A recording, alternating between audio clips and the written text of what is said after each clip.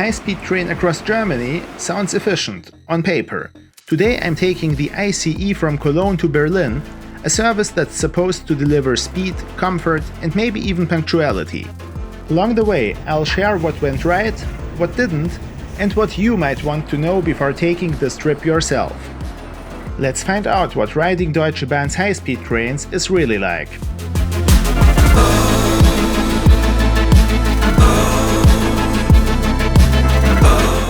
Alright, this trip starts just outside Cologne's main train station, strategically located in the heart of the city, right next to the famous Cologne Cathedral and plenty of other sites travelers usually come for.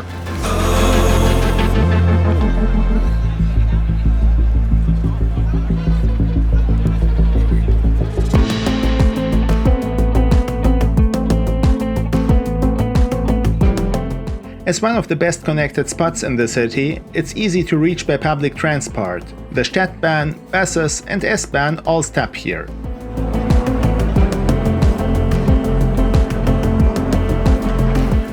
But now let's get to the actual trip. The distance from Cologne to Berlin is roughly 551 kilometers. And on an ICE, the journey takes about 4 hours and 20 minutes. In the best case scenario, that is.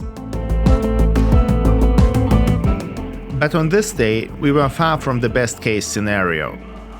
At first, the DB app showed a delay of just 5 minutes, which later grew to over 15. Now you could say I was just unlucky, but I had taken the same trip a week earlier and faced a significant delay then too. That said, this is all anecdotal evidence. So how bad is the situation really? For answers, you'll eventually come across DB's own figures, which it publishes regularly on its website. When it comes to punctuality, you'd think that the concept is pretty straightforward. But Deutsche Bahn uses a very specific kind of terminology, one that might seem confusing at first, maybe even like an attempt to soften the numbers. But to be fair, it does make some sense. In its official statistics, DB distinguishes between two types of punctuality: operational punctuality and something they call traveler punctuality. Operational punctuality means a train is considered on time if it arrives less than 6 minutes after the scheduled time. In the long-distance segment, DB also tracks what's called traveler punctuality, whether you arrive at your booked destination on time, factoring in missed connections, cancellations, replacement trains and schedule changes. You're still considered on time if you arrive within 14 minutes and 59 seconds of the planned arrival. Now that we understand the definitions, let's look at the numbers. In May 2025, DB reported a traveler punctuality rate of 68%, roughly the same as the previous year. In other words, nearly a third of travelers didn't reach their destination within the official delay threshold. And while that figure isn't exactly impressive, there have been months with even lower results. So why is Deutsche Bahn struggling with delays? First, much of the infrastructure is outdated. Tracks, signals and stations haven't been modernized fast enough to keep up with demand. On top of that, Germany doesn't have a dedicated high-speed rail network, so ICE trains share tracks with slower regional and freight services. That creates bottlenecks, especially on busy routes. Add ongoing constructions, limited capacity and staff shortages, and delays start to feel less like the exception and more like the norm. And here you see one of the few competitors to Deutsche Bahn, Flixtrain. Currently they run refurbished regional trains with a top speed of about 200 km per hour. But they've now ordered Talgo 230 train sets, capable of 230 km per hour, just slightly slower than DB's ICE4. As my train pulls into Cologne, it's finally time to get this journey started. Before we board, here's a quick look at the ticket I'm traveling with.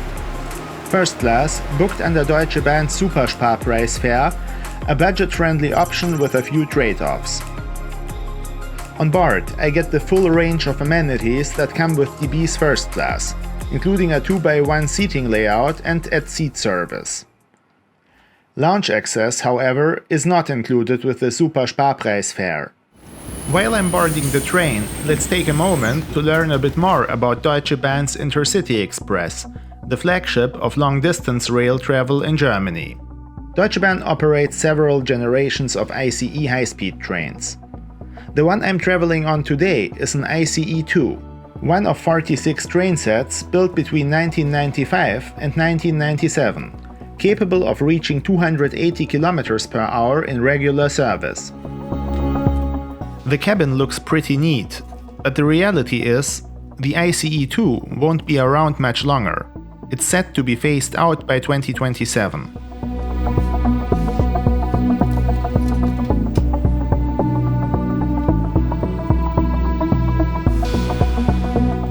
Once on board, you can use the comfort check-in feature on your phone, so there's no need to show your ticket to the staff during the trip. Shortly after, we were already leaving Cologne Central Station, crossing the Hohenzollern Bridge. After the delay, I was ready to make peace with Deutsche Bahn, or so I thought. I started browsing the onboard bistro menu, only to find out that due to the delay, no food had been loaded onto the train. I ended up with a rather uninspiring selection of snacks. Still, one thing I've always found interesting about DB is the staff. Even when the train ends up running without any food on board, they remain professional, polite, and often respond with a touch of self-irony about the situation and the company they work for. Of course, not everything at Deutsche Bahn deserves criticism. One definite plus: free Wi-Fi and an onboard entertainment portal. Just connect your device and you've got access to a decent library of movies, series, TV shows, and a selection of newspapers and magazines. Enough to keep you distracted while you hope the train sticks to the timetable. We're passing through several cities in the dark, so there's not much to see. We can more or less skip this part. Time for the lavatory check instead. There was some unused toilet paper on the floor, but otherwise nothing unusual, just your typical ICE bathroom.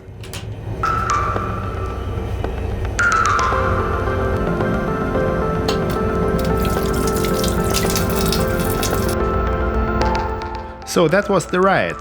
Delayed departure, no food, but otherwise a fairly standard experience with Deutsche Bahn. The ICE might be fast on paper, but theoretical speed doesn't guarantee a smooth trip. In practice, things can be a little more unpredictable. Still, with decent comfort, working Wi-Fi, and a mostly quiet ride, it's not the worst way to cross the country.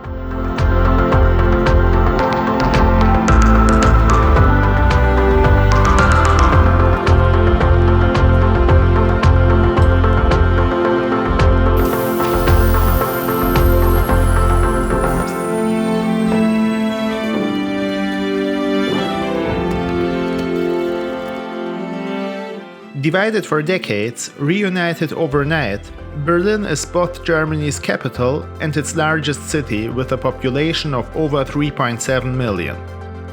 It's the seat of the federal government, a major hub for culture, politics and tech, and one of the most visited cities in Europe. Berlin is home to landmarks such as the Brandenburg Gate, the Reichstag, and preserved sections of the Berlin Wall, all significant sites in German history. Berlin Hauptbahnhof opened in 2006 and is one of Germany's most important railway stations.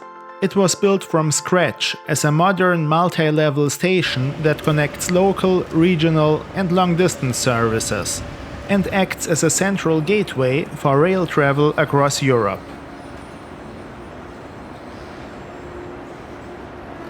So, it wasn't a flawless ride, but it was a fairly typical experience on DB's long-distance network. That wraps up the trip. Thanks for coming along, and as always, have a great day wherever you're watching.